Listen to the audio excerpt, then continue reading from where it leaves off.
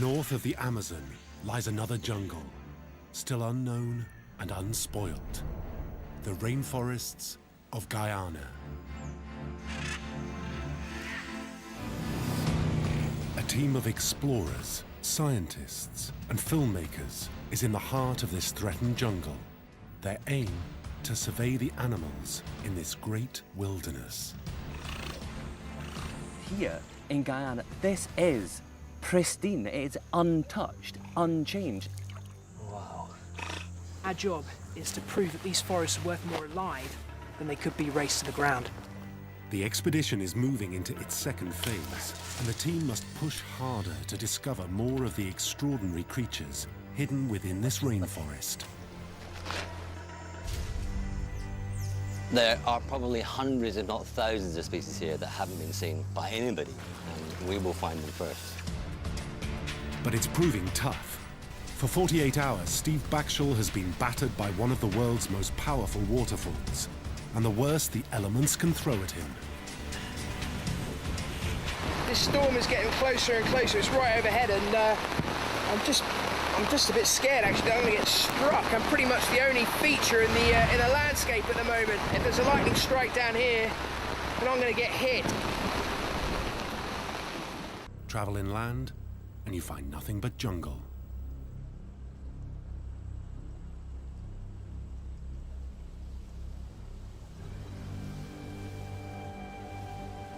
In the heart of the forest, Niagara, and sheltering at its base is expedition naturalist and climber Steve Backshall. Well, that was about the most miserable night of my life. I was doing fine until the storm hit, and then all of a sudden I was woken up by this enormous weight on my head, and it was just all the water gathering in my shelter.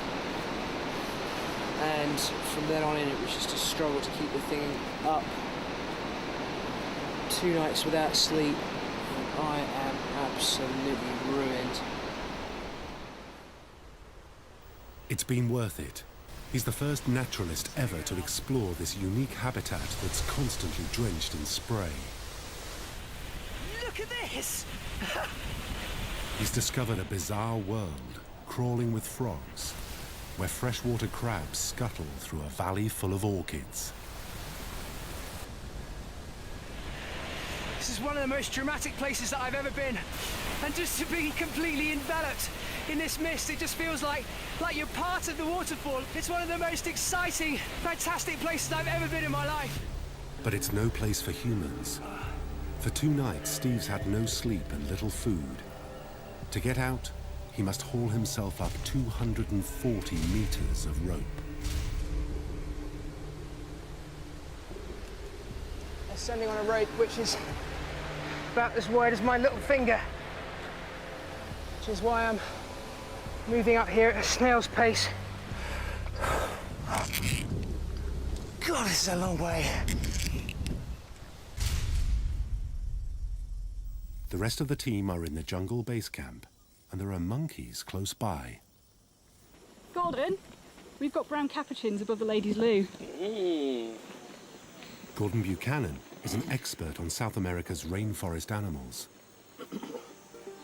You asleep? Yeah, I was having a nap. I was up at 3 this morning. Right, what do I need? Clothes. What were you dreaming about? I was dreaming about monkeys, funnily enough. Premonition. Right. His job is to record these animals on camera. So far, he's been tracking creatures through dense forest. But now wildlife is coming right into camp. One's right there sitting. I hope that's rain that's falling down, and not you. 2 of the scientists, George and Raquel, spotted the monkeys near their jungle laboratory. There.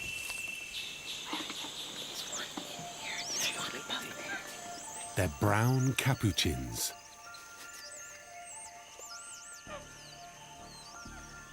They're foraging side by side with squirrel monkeys. There are 8 species of monkey in this part of South America, The team aims to find out how many live in this forest. Oh, there's one right up here. Let's run right up. Oh my god. That's right over here. There's one right here. In front of it, yeah, he's just over here. Bite to eat. Primates are normally nervous when humans are around, but this forest is unusual.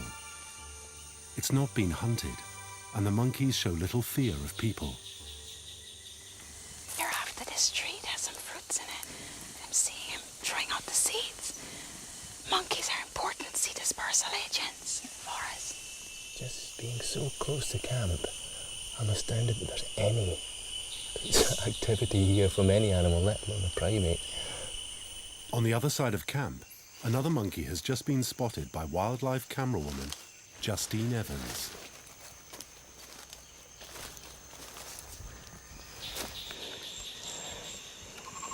Yeah, I can see some movement. Yeah. Oh, yeah. Oh, yes. Fantastic. Got some spider monkeys here. This one doesn't seem particularly happy about us being here. It's making lots of little noises and looking a little bit upset. Just threw a branch down at us. Amazing arms. They're very gibbon-like. This is really an amazing place. I didn't expect to wander out of camp and see so much. I mean, especially from down in the understory. You normally just don't see anything. It's so hard. Yeah, it's really great. Good sign.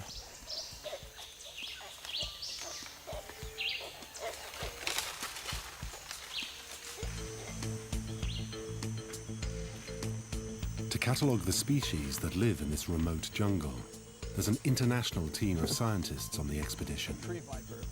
They are working out of a purpose-built jungle lab in the heart of the camp. Studying the plants is Guyanese biologist Dr. Raquel Thomas. In this forest we have over 6,000 species of flowering plants. Every time I come in here there's something new to see and new to learn, and that's what is important. In charge of the river survey is fish expert Dr. Phil Willink. These are places that we need to come to now and work in before they change, before people move in and the ecosystems are impacted. The expedition's results will be shared with the Guyanese government. It's a very poor country, trying to decide whether it can keep its forests intact or if they have to be logged for much-needed cash.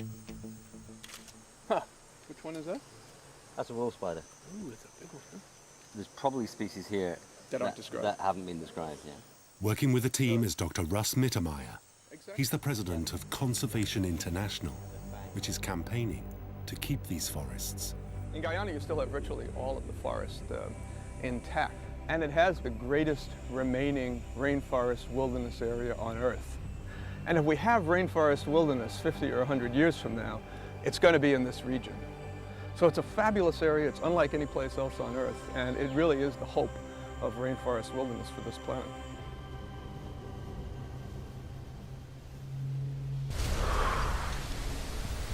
For an hour, Steve has been dragging himself up the rope inch by painful inch. Oh, shoot.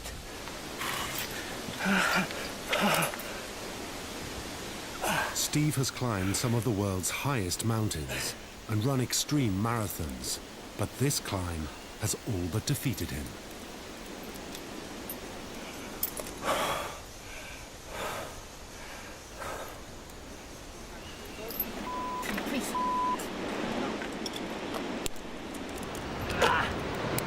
Absolute hell on earth down there. It's so cold and wet. As the rest of the climbing crew make it safely to the top, Steve collapses from the exertion. What happened then, mate? The expedition medic is on hand. Yeah, we'll have some water over here. Just sit on this bag over here, mate, and just gather yourself. How you feeling now? Fine. Yeah, you just got to rest, mate. You've just done a big exertion after the couple of days down there as well. So you really have got to chill. Yeah, thanks, Don't be mate. walking around and don't be grabbing no ropes up here. Okay, Just alright, let them cool. do the weight. Steve can now return to what should be the safety of base camp. But some creatures are getting too close for comfort. This little thing could kill you? Yes. I mean, they bite, man, those ants. They may be little, but they bite hard, you know. We've invaded their space, not the other way round. So they're just reclaiming it now. Ow! Insect expert Dr. George McGavin has been stung by a scorpion. Cardinal rule. Do not stick your hand in a bucket that you haven't checked. So, right on the finger. Imagine you've heated up a pin to about 120 degrees C and you just stab it right through your finger, right? I imagine what that would feel like is what this is. Oh. George's sting is painful, but not life-threatening. Really funny feeling. Steve is back in camp, and the whole team gathers for the usual: piranhas and rice. Famished. The day's work is not done. After dinner, George has an unpalatable task for everyone. He's organised a scorpion clear-out. They split up and scour the camp. George told me that he'd seen one in the bathroom. Bathroom? It's a bathroom. No, it's just a huge hole. I think I've got a bit of a bum deal here. Each team is armed with an ultraviolet torch. Wow, found 2 tiny scorpions. Don't believe it. Under ultraviolet light, scorpions are easily spotted. God, it's amazing how they glow, isn't it? Just a little itty-bitty one. Good start. Look at that. Woohoo. Oh, there it is. Got it. George and Raquel have the biggest catch of the evening. So there it is. There's a little beauty. And actually that would have handed you quite a painful sting. If I was to ease off the pressure on these forceps, it would leap forward, grab my finger, sting me in the thumb, and that would be very unpleasant. The fatter the tail, the worse the sting. Yeah, I remember that. Yeah. I haven't seen any really big ones yet. This is not big? That's not big, no. Looks much big bigger to than me. that. Scorpions love to crawl into small dark places, so it's a good idea every night to just turn your sleeping bag inside out. Scorpions aren't the only unwelcome guests. There's a highly venomous centipede in the women's dormitory. Steve. Yeah. I've got a centipede in my bed. I was quite hoping you'd remove it for me. Steve's had years of experience handling poisonous creatures. Big centipedes are way harder to handle than any. Oh, yeah, it's a. And they're very poisonous. It's a scolopendrid, which is, has a nasty bite to it. Ooh, it's feisty. It is. And these front feet, which are adapted into poisonous, venomous claws, which it uses for biting. And every one of those feet has a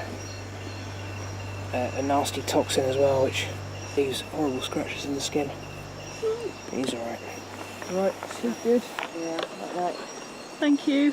Sure.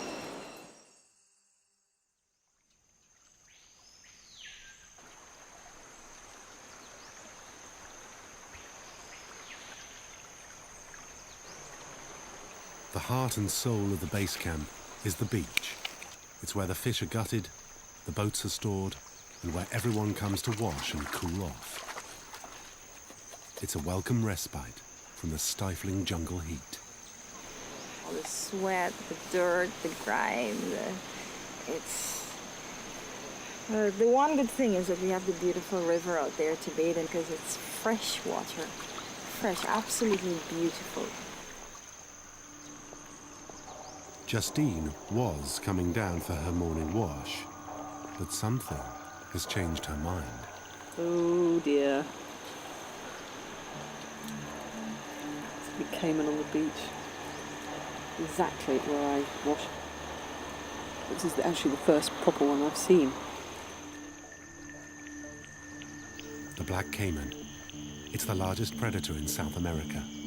And like so many animals around camp, it's growing bolder by the day. He's one that could quite happily cause damage to fully grown adults. And you can see the guys down here cleaning fish. That croc is 11, 12 feet long. And this is exactly the way that caimans start becoming a problem in villages around here, is that people are cleaning their fish, the caiman gets bolder and bolder and bolder, and then eventually it takes some of the dogs, and then it kind of moves up to taking someone's child. Whoa! Caiman are just one of hundreds of intriguing creatures that thrive in these waters.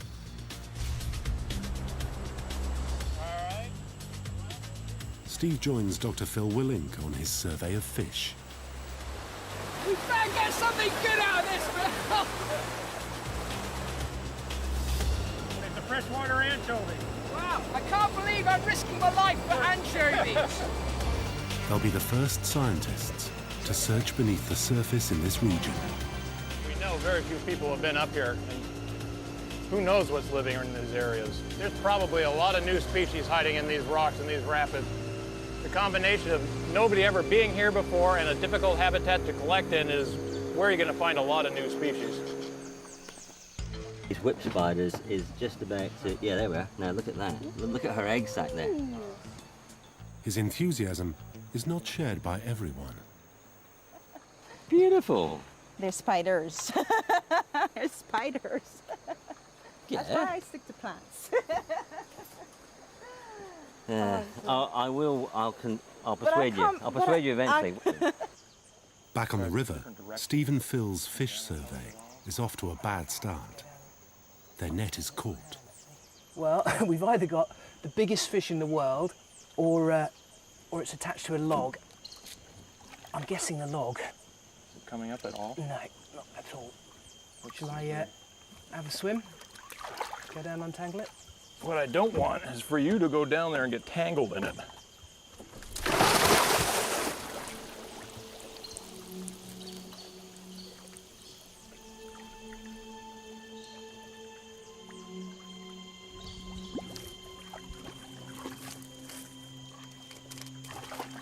He's freed the net, but it's full of piranhas. Whoa! Black piranhas are notoriously aggressive. Great, they're both chewing holes in my other net now. Yeah. Watch your knees. It's very close to taking a chunk out of your leg there. Ooh, look at that. God, look at that. Do you know what? You can actually see the scratches it's made in the metal with its teeth.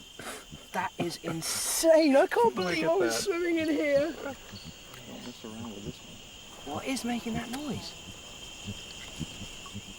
Is it the piranha? They're making it with their swim bladder somehow, yeah. As to whether it's an intentional form of communication, I don't know. Wow, that is a really good sized piranha, isn't it? Mm-hmm. And these are bigger than the red belly ones they have in all the horror movies.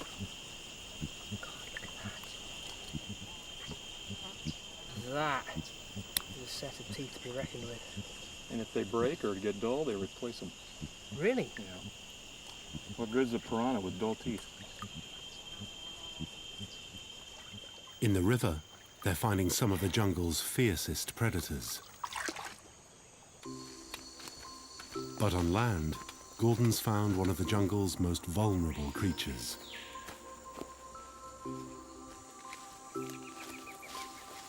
Really difficult to see, but just the kind of round thing hanging off the tree. It's a wren's nest, very well camouflaged. The nest itself is tiny. You could easily fit it in the palm of your hand, smaller than a tennis ball. The bird, tiny, just same kind of size as the wrens that you get in the UK. And the eggs and chicks that it might have, microscopic almost.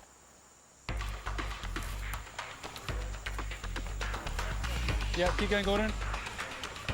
Gordon sets up CCTV cameras by the nest. He doesn't want to disturb these timid birds, so he's keeping his distance.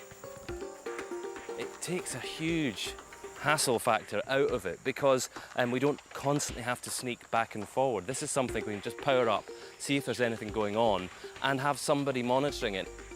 Guyanese student De Freitas Haynes will follow the chicks' progress from the lab. It's a unique chance to record the development of these tiny ant-wren chicks until they fly the nest, if they make it. This nest has to be so well camouflaged because the forest is full of loads of stuff that will predate on the eggs or the young. There's snakes, there's other reptiles, there's birds, there's rodents. Pretty much everything will be out to get whatever's inside this nest. It's a very dangerous place for this little bird. They have no defense against predators. They can only rely on not being seen.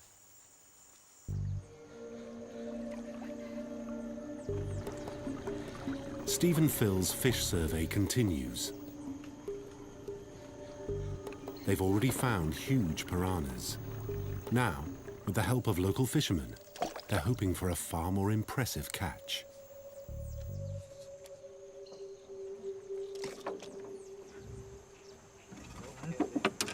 Okay. No, no, no, no. Whoa, this is a big fish. Big? Big. Whoa, look at the size of that! Oh, it's a big one. Put him right in the Yes, boat. yeah, Take yeah, him right sure. Yeah. Daddy there. Oh, that's unbelievable! That is the banana catfish. Surveying fish is not easy. They must identify each species and return them to the water as quickly as possible. You can tell it's called the banana catfish because it's yellow on the belly, like a banana. And probably a good sort of 20 years old, would you say, Phil? Could be older. These fish can live a long time. Now, this fish is just covered in parasites. Oh, one popped out. One popped out. Don't lose it, don't lose it. Oh, yeah, we've got another one, Phil. Okay, keep him. Where is it? Just down there, look. Another one there, look. Another one there, look. Whoa. It's actually scattering blood everywhere. It's like a full leech. Look at that. Okay. Let's put our friend here back in, because he's absolutely wonderful and we wouldn't want to harm him. So, old fella, off you go. Absolutely fantastic. Excellent. But actually, nothing like as exciting as what we've got in here. The parasitic fish Steve's collected are known as vampire catfish or kangaroo. Apparently, if you stand in the water in these areas and you go to the toilet, we'll swim up the stream of urine and right inside you and lodge inside you using two backward-facing spines.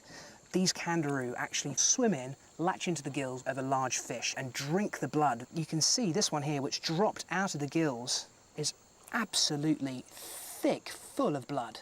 The big lesson, I guess, is if you're in the river, don't go for a wee.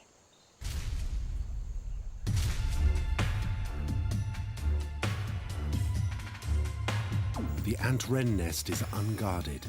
The parents have had to go in search of food. Now ants have started attacking the chicks.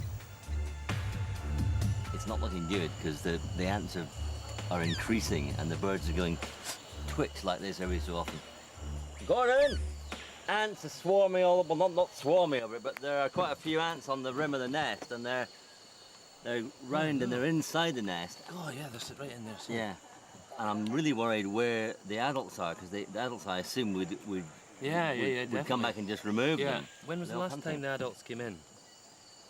Have they been in within the last hour? No. No. I mean, is that usual? I would have thought at this stage they'd be coming in much more regularly, at least once an hour. Food. Yeah. Yeah. You're probably enjoying this. You're not a big fan of feathered animals. Well, no, I mean they're okay, but it is a sort of irony that the ant birds are being attacked by the ants. So that's the sort of, yeah. Oh, there's an adult. Oh, look, and a cricket. Yeah. Oh, a bush cricket. Look at that. That's a whopping great bush cricket. She's doing shit. Fantastic. Listen to the noise. Oh, she's eating it. Oh, now is she eating it because she has to remove the ants? Let's see what happens. Yeah, oh yeah, there we are. Come on, eat those ants, baby. Come on. She's the ants back. knew that there was an ant bird around, and off they went. That's it. Gone. This is absolutely great. I mean, you know, higher animals need insects. Insects are the food of the world, and without insects, you wouldn't have any of this stuff.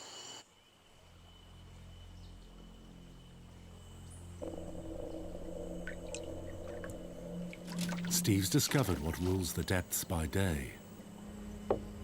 Now he wants to learn what hunts by night. Oh my God! Oh. These are called saber-toothed characins, or saber-toothed tetras. It's the nearest looking thing to an actual monster I've ever seen. It certainly deserves its saber-toothed name. That is incredible. These teeth are so long, they need special sockets in their skull to accommodate them. Otherwise, they would just pierce their brains. Oh God, okay. This is a top predator. They're extremely fast. They swim around, and they come up below fish and just spear them. And just kill them instantly, just like that. They just spear them, the fish are immobilized, and then they eat them. I've got my fingers disturbingly close to those teeth, actually. I would imagine that those would just go straight through to the bone, wouldn't they, instantly? They'd go right through your hand. Oh, no doubt about it. They're very strong. And he's got to go back. I just hope I can put him in without losing my hand. Yeah, careful. Now we're seeing the night shift, the big catfish, the saber-tooths. By day, the piranhas rule the rivers. You're never safe. Now, it's got to move very slowly. Keep an eye out for spiders. In the dark of the forest, George and a team of local trackers are stalking the world's largest tarantula.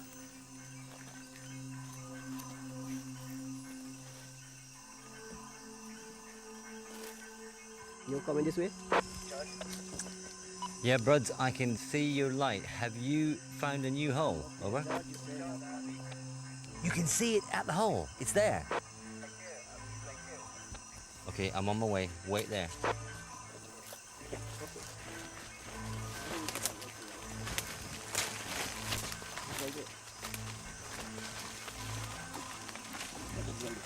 Oh, wow. There it is. Oh, my goodness. Pterophosa blondie, the Goliath bird-eating spider. Oh wow, great. Trouble with this is, the first fright that she gets and she'll dive into that hole again and we won't ever be able to get her out. That's okay, no, it's fine. I'm going to try a little stick to sort of tease her forward. Now, is there any way you could go around the back and block the hole? Okay. Poor-sighted, tarantulas hunt by sensing vibrations in the ground. They wait to pounce on passing prey. She is a beauty. Got her. Look. That's it. Now these guys don't normally bite as a first defense. They normally flick hairs. And she was flicking hairs. Let's just block that hole. The barbed hairs are designed to irritate a predator's skin, eyes and lungs. Those hairs are extremely irritating. I'm going to cough. Don't let me cough. Because if I cough, she'll get a fright. I'm desperately trying not to cough at the moment. Okay, it's gone. Thank God for that. These guys have inch-long fangs. And you really don't want that in your finger. Oh dear. Do not cough. But you see how incredibly beautiful she is. She moves serenely. Well, like, oh, she jumped. There we are. I'm going to try and get her back in the box, only because I want to see how heavy she is. After which, we will bring her back to her hole here. I got to get back. It's flicked the hairs, and they were in the clouds, and it's gone on my face, gone up my arm, inside my arms. It's gone up this arm. I've actually inhaled some of them, so I'm coughing, which of course shows what an effective way of putting off enemies it is. You know, you don't need inch-long fangs if you can make somebody twitch and itch all over. Ah!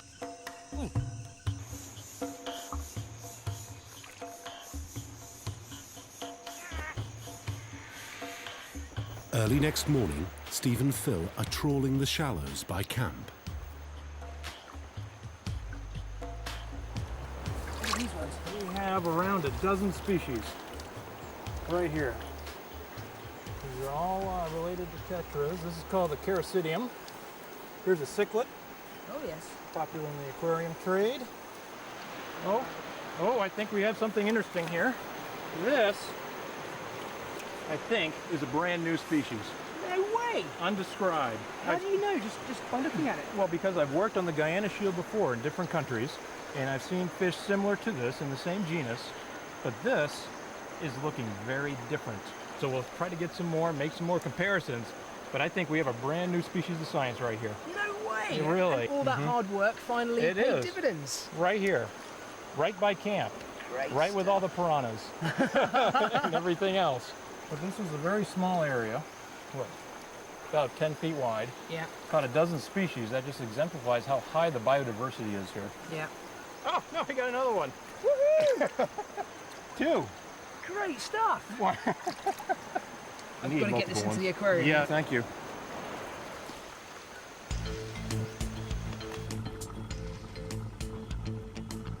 All the indications are that this area is completely undisturbed, never fished, never hunted, and its ancient trees intact.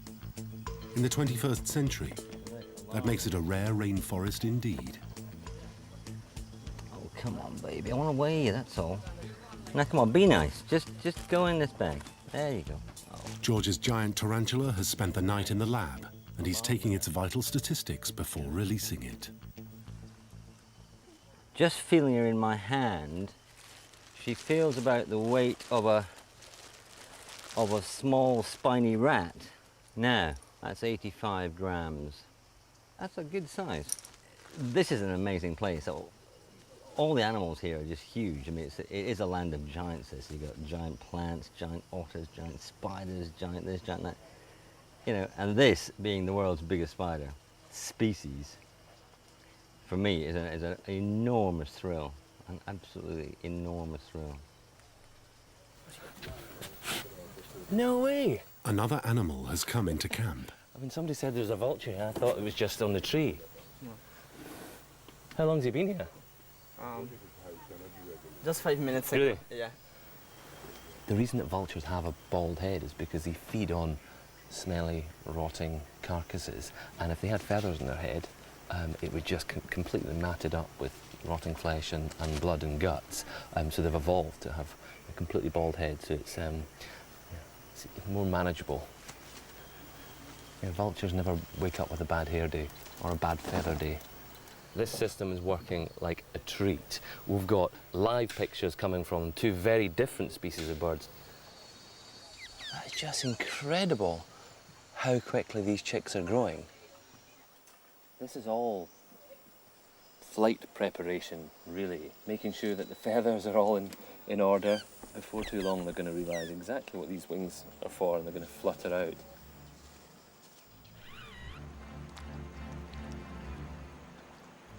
In just a few days, Gordon's surveillance cameras have recorded a whole variety of animals that live in and around camp.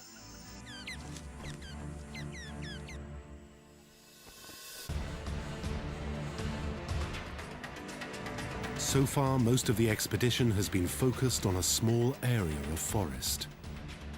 But across the border in neighboring Venezuela, Steve has another challenge. Where Guyana meets Venezuela and Brazil, there's a remarkable range of mountains called the Guyana Shield. Some are totally unexplored. The tops of the mountains are isolated from the forest below, so anything that lives up there, plants or animals, is exactly like it's on an island. It's growing completely isolated from everything below. And that's our mountain. Look at that! Steve's aim as a climber is to be the first to scale Mount Epuigma. His aim as a naturalist is to discover what lives at the top. Nobody has climbed this mountain before. It's absolutely certain we would be the first people to place our hands on that rock. To reach the top, Steve will have to push himself if he is to succeed. Joining him are 2 of the best rock climbers in the world, John Aaron and Ivan Calderon. Tim Fogg is the rope safety expert. The few biologists that have got on top of these, they're called tapuis, these mountains, have found new species of plants and animals. And that's what we're hoping to find. That was a hairy landing. A football field in a tiny Venezuelan village is the only place to land. Hola. Can I see it? Hola. This is one of the most beautiful villages I've ever seen. This mountain up here is Acapan. It looks just like a fortress, like a child would draw a fortress. And then looming over from the other side is our mountain, Puigma. Look at that. What a place to live.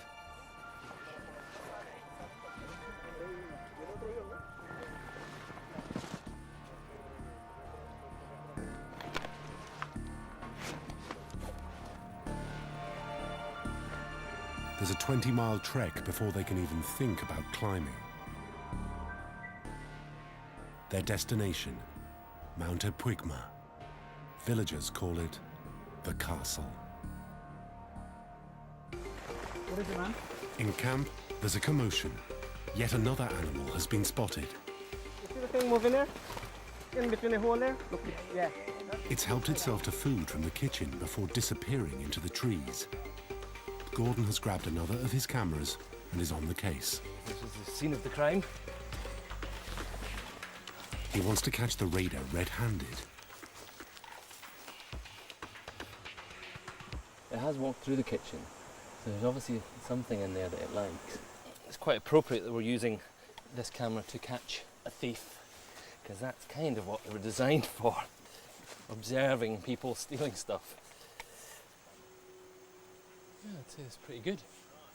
The trap's set for the mystery animal, but Gordon's taken his eye off the ant wrens.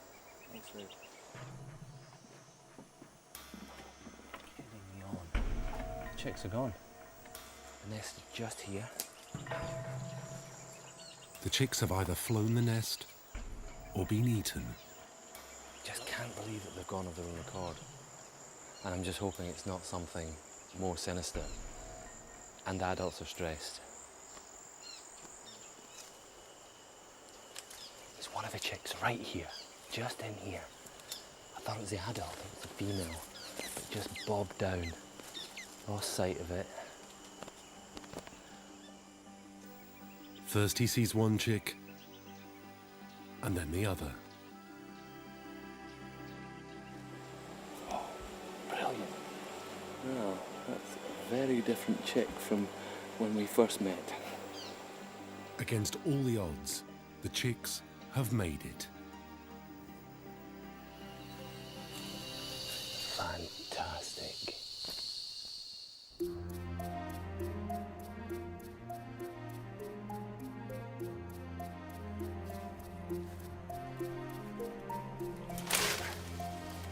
As the team gets closer to the mountain, the going gets harder.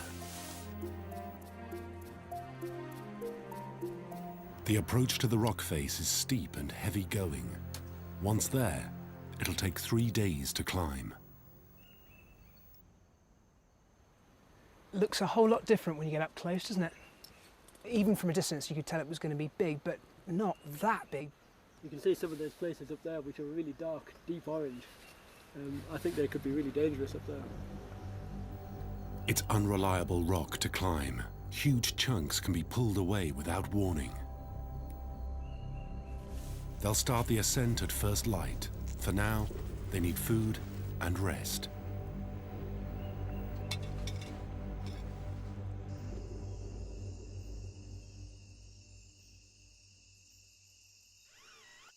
In camp, the mystery thief is back. Oh, yeah, there it is, it is. Look at that, weird.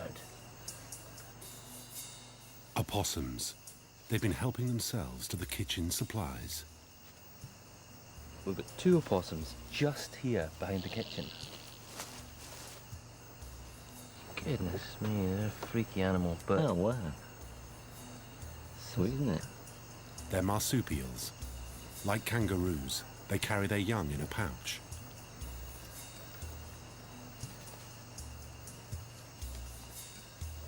They eat anything. They're omnivores. They eat rodents, they'll eat birds' eggs, they'll eat fruits, whatever they can get their hands on.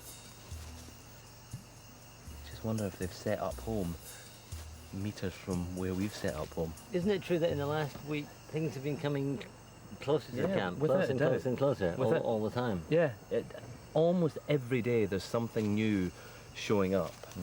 Have a look on the ground, because I saw tons of spiders and ants and things. Just, oh, you can see a few wee ants there. It'd be great if we'd found one of the big spiders and put well, this outside the burrow really close. There is one. There's a hole just about 10 yards that way. Oh, there we go. Just 10 metres from where George and Gordon are sitting, a tarantula is stirring. Some folks call it the skeleton tarantula because it has these little white marks on its legs. Oh, wait, oh, what's that? Oh, yeah. That is a big cicada, a biggish cicada, that. Ooh, here it goes. It's going forward, it's going forward. Oh, it's got it, What a speed. Jeez. Wow. You can see it just in You the don't burrow. get faster than that. I haven't seen that before in the wild, ever. What's actually happening here, all spiders can't eat solid food. They have to eat fluids. And so the fangs have been used to draw the prey towards her, and then she's just basically emptying enzymes over its saliva, and she's then up the soup of the bug. It's just a insect soup, which she then swallows. There it is. Oh, Look at that wow. fang. It's just tearing it apart. Like, it's cutting it. Almost like it, yeah. It's just scything through it. Yeah, it just it was. Oh, I'm loving this. I'm loving this. This is it. This is what the world is composed of.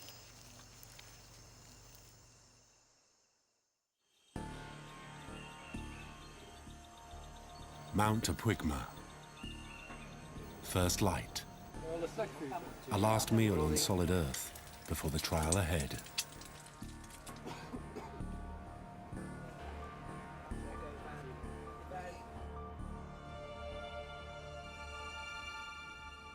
For 3 days they'll have to eat and sleep, strapped to this mammoth wall of rock.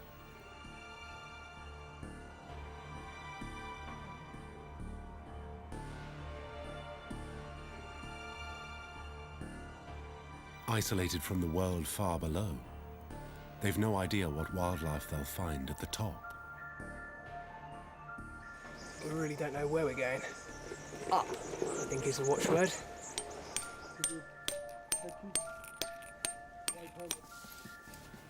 What do you think? What do you think about the first I think run? it's going to be very loose and it's going to be a very technical pitch. Okay, sure. Okay.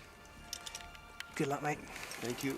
I'm going with orange. Steve will be third on the ropes, behind Tim and Ivan. Okay. Big block going down. Jesus! You all right, Ivan?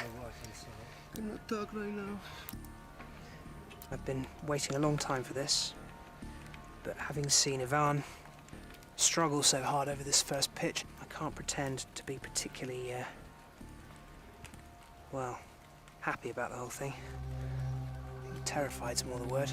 Okay, I'm climbing, Ivan. Okay. Good luck, Steve.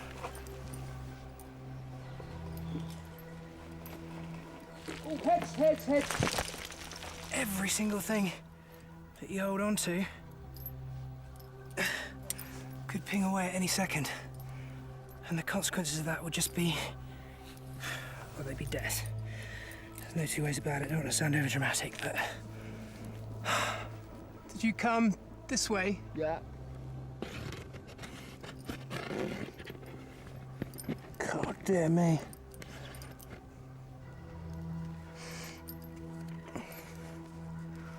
Very glad I wasn't leading that move. Not only is the rock sheer, but in parts overhanging, and the way ahead is difficult to make out. Yeah, be careful with that.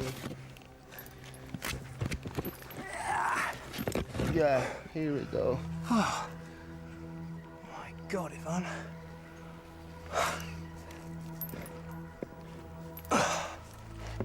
Kind of hard for the feet in that. Yeah, that's it. Little bit left. Yeah, right on. Right on. Yeah, well done. Very nice, man. Good job. Good job. That was hard. The tamarins are the final addition to the intensive survey around base camp. This phase of the expedition is now over. I've seen new fish, I've seen a jaguar, I've seen giant otters, I've seen bird-eating spiders. Every fourth or fifth insect I see may turn out to be a new species. The scientists' work is far from over. Everything they've collected needs to be catalogued, and if it's an animal new to science, it must be named. Gordon and George are now setting off on a major new mission, a grueling 2-week river journey into an isolated part of the jungle. Hey, Gordon. Are you sure we have enough stuff? The Riwa that we're going to, it is truly the middle of nowhere. It's probably as remote as you can get anywhere on the planet, really. Bye, Justin. Good luck, mate. Have fun. Yeah, we'll Good time. Yeah. Good luck.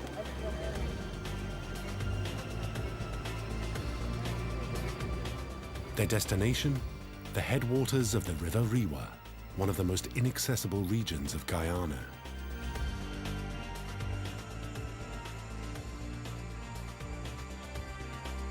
The few fishermen that have visited reported wild animals showing little fear of man. If anywhere in South America could be described as completely untouched, this is it. The Upper Riwa is sealed off from the outside world by a formidable set of rapids and waterfalls.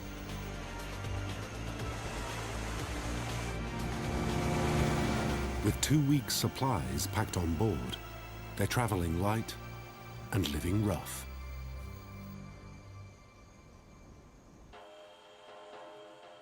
On the face of the mountain, the climbers have come up against an intimidating wall of rock. This next session is impossibly hard. Well, it looks it to me anyway. John's one of the best climbers in the world, and so he's already heading up it. Lovely. This is fantastic climbing. It's really quite amazing that it's possible to climb up here. There's just enough little holds. You can't see any of them until you're within a metre of them. So it's quite intimidating to launch up it. Just seeing a blank wall ahead.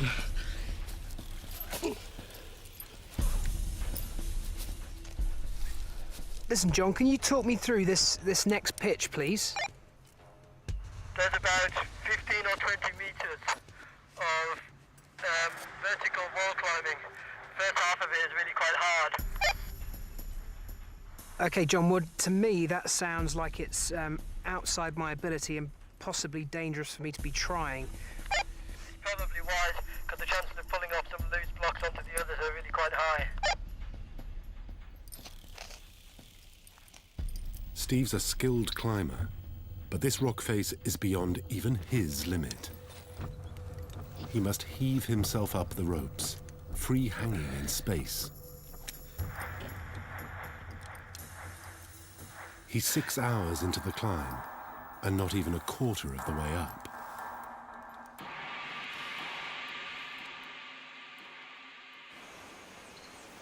George and Gordon have reached the rapids that guard the headwaters of the River Riwa.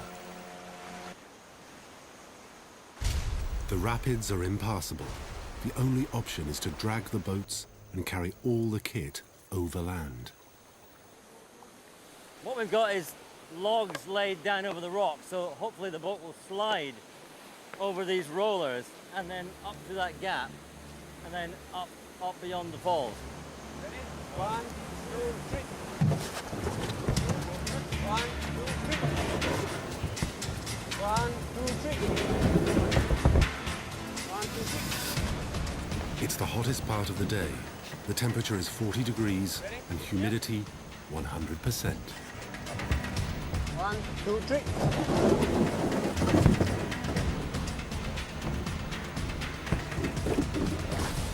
Right, It's 1 down, 2 to go. What? 2 more to go. I don't think I've ever been so tired in my life. There are still miles of rapids ahead. It's this barrier which makes the Riwa so special, protecting the forest and its animals from man.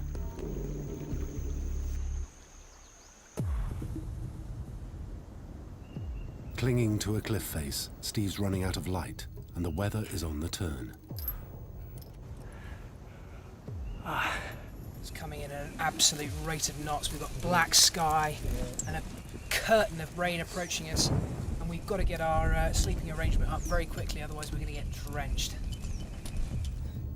They'll have to sleep on this vertical rock face, strapped to it in glorified camp beds. Above them, 200 meters of loose rock.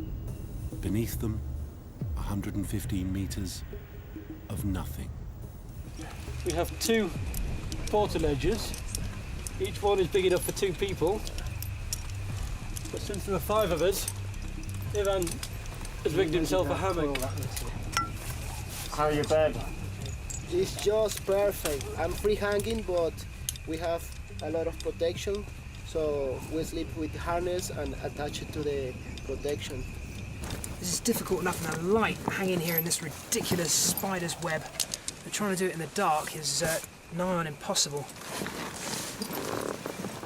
Obviously all night long we have to stay sleeping in our harnesses and clipped into as many things as possible. Because if you roll out of bed here, you get more than a bump in the head.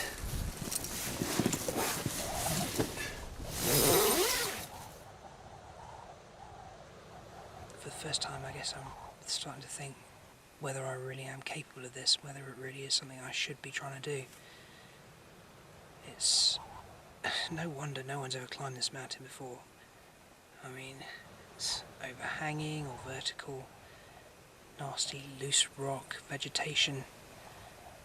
I mean, this is very, very far from a nice day's climbing in the Lake District. Something very serious could happen up there. I'm not so sure I'm going to sleep so well tonight. In the third and final phase of this expedition, Justine is on the search for giant anteaters. He's coming straight towards me. Gordon and George struggle on up the river and are rewarded with a wealth of rare sights.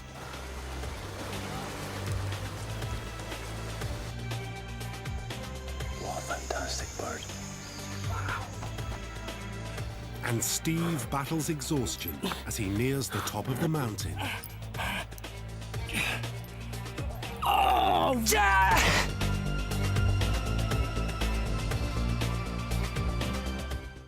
And we're back in the lost land of the Jaguar next Wednesday at the same time. Uncovering the phenomenon of the Michelin stars tomorrow night at 9 here on BBC HD. And coming up next tonight, there's music from the Barbican.